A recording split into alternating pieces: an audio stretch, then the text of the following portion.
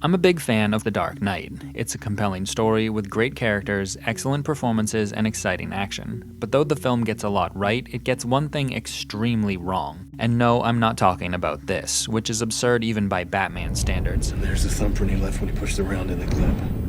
This is completely impossible. Nor am I talking about how the Joker somehow knew Batman was going to do this, which is even more absurd. But while Batman's impossible fingerprint technology and the Joker's magical ability to see the future are both ridiculous, they still work within the story because they serve the narrative and its recurring motif. Batman thinks he's getting closer to the Joker when really he's just being manipulated. Instead, my real issue with the film has to do with the very thing that makes it so captivating. It's a tragedy. People die, and they do so largely as a result of a decision made early on by Batman, Gordon, and Harvey. Surrounded by Gotham's corruption, these three form something of a pact, deciding to go after the city's crime syndicate no matter the cost. It's this fateful decision that unleashes the Joker. Then a judge dies, the guy in hockey pants dies, the commissioner dies, then Gordon seems to die during an attempt on the mayor's life. All this death puts Batman in a terrible position. He can either give in to the Joker's demands and reveal himself, or he can continue his crusade while growing increasingly uncertain if he's doing the right thing or if it's worth the cost even if he is. It's only Harvey's last-minute gambit that stops Batman from giving up altogether. I am the Batman.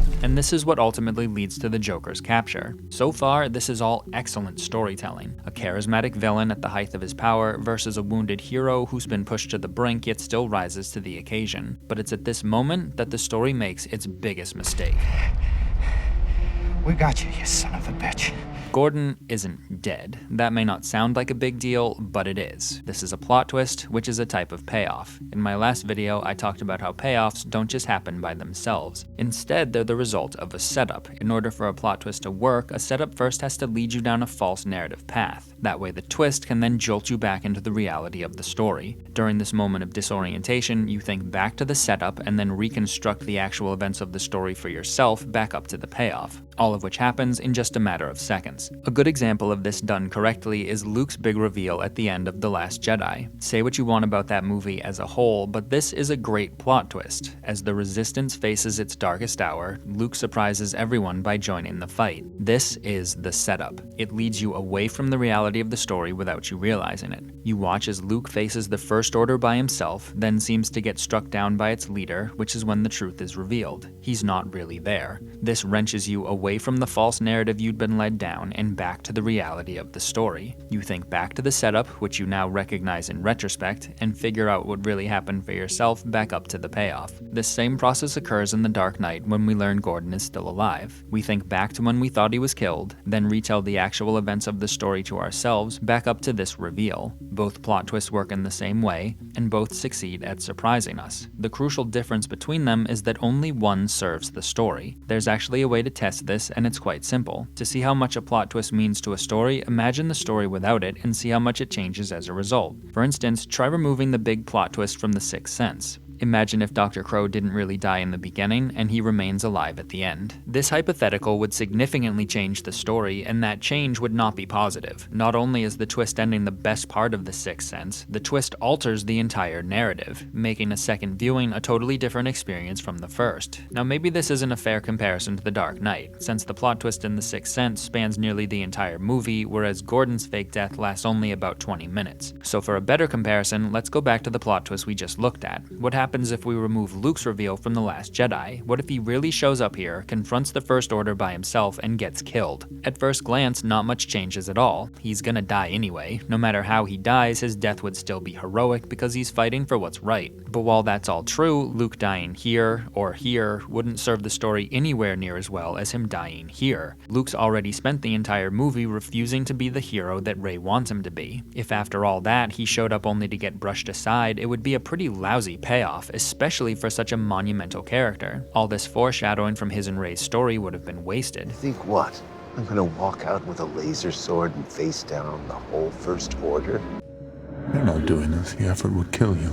And the big revelation of Luke being partly responsible for creating Kylo Ren would have been wasted as well. Kylo doesn't just want to beat Luke because he's an opponent, but because they have this whole backstory. And if he were to succeed in doing so, it would send a pretty awful message about the power of hate, which would go against the entire philosophy at the center of the franchise. But by having Luke confront his failure as a teacher, tell Kylo he's sorry, defiantly say he won't be the last Jedi, then ultimately school his former pupil and show him what a real Jedi can do, Luke's story is resolved a lot better than him simply being killed would have allowed for. And the thing that makes it all possible is the plot twist. Removing it would significantly change the story, and that change would not be for the better. So what happens when we remove Gordon's plot twist from The Dark Knight? What would change if instead of Gordon faking his death, we were to find out he's still alive right at the end of this scene? The answer is nothing. Just about everything that happens after this, including the immediate shock of what looks like Gordon's death, would stay the same. The film could even keep this exact scene of Gordon unmasking himself as the truck driver. It wouldn't be much of a reveal since we already know he's alive, but it wasn't much of one to begin with since it doesn't change anything. It's not Gordon wearing a mask here, or him driving the truck at all, that leads to the Joker getting caught.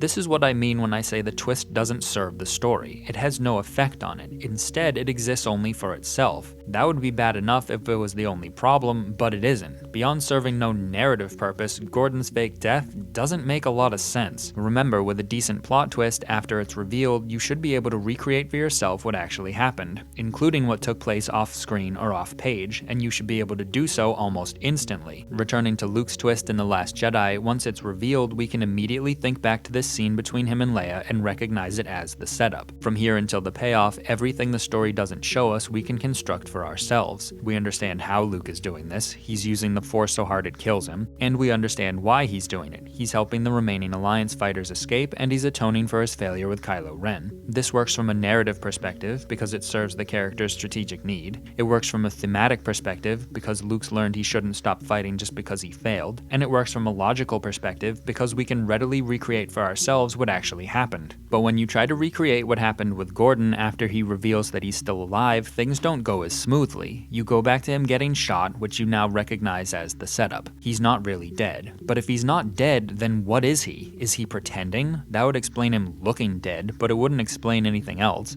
I'm not a doctor, but I'm pretty sure somebody checks your pulse before they zip you up in a body bag. Does that mean he's unconscious? Did getting shot while wearing a bulletproof vest knock him out? If so, the same problem applies. Medical personnel would still be checking him, and once they did, they'd realize he's still alive. I suppose if he really did get shot, then he could have remained unconscious until he was in the ambulance, or until he reached the hospital, and then he could have come up with the idea to fake his death afterwards. And I suppose if he was really pretending here, then he could have told everyone ahead of time that if he got shot but didn't die, then everyone should pretend he's dead. I don't know which of those scenarios actually happened, if indeed it was either of them at all, but I do know that none of them really fixes anything. For one, they're hardly intuitive. They aren't something you could easily think of in the immediate aftermath of this reveal. And for two, they both clash heavily with the story's theme, which is that your actions, even when justified, have consequences, and those consequences are inescapable. You have to face them. This is what Alfred's whole story about him fighting in the jungle is about. That bandit in the forest in Burma. Did you catch him? Yes. How?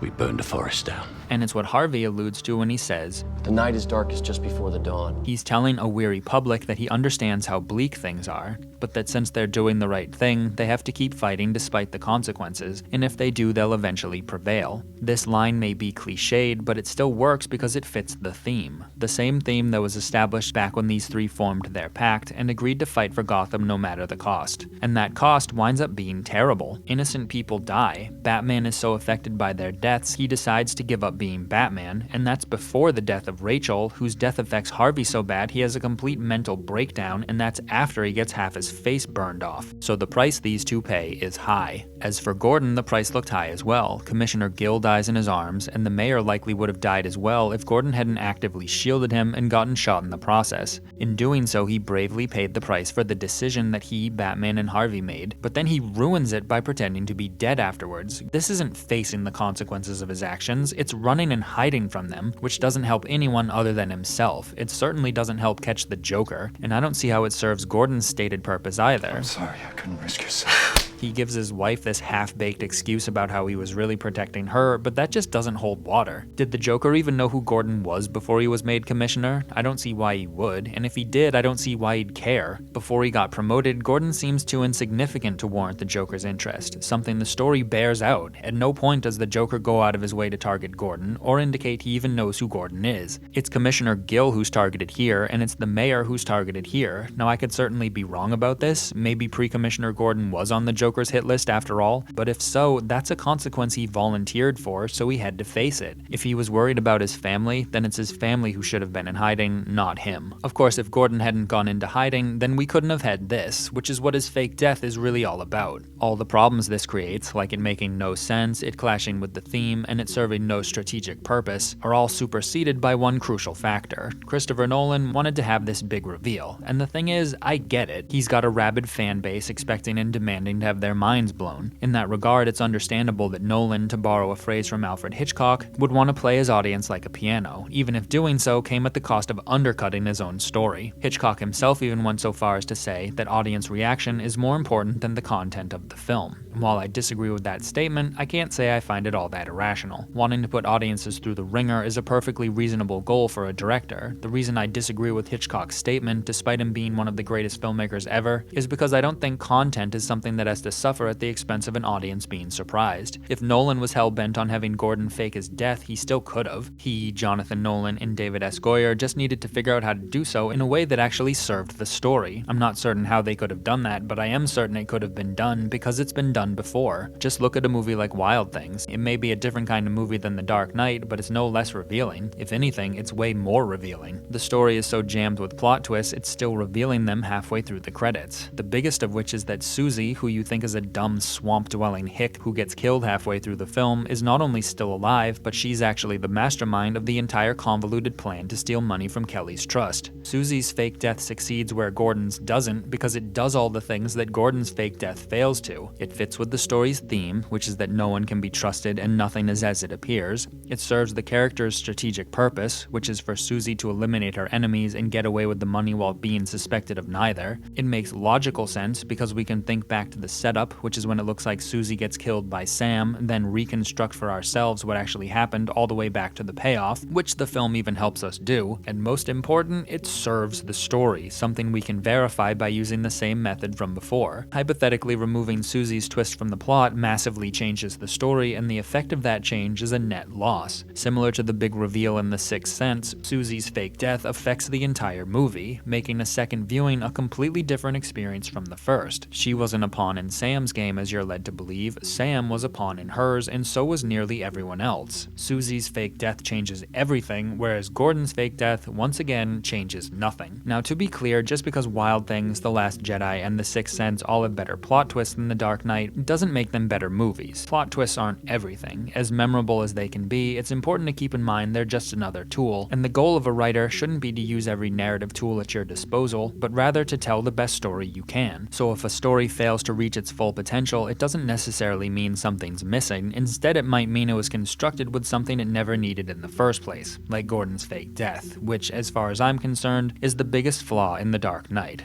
If you agree or disagree or have any other thoughts on the matter, feel free to let me know. Otherwise, thanks for watching, and I hope to see you next time.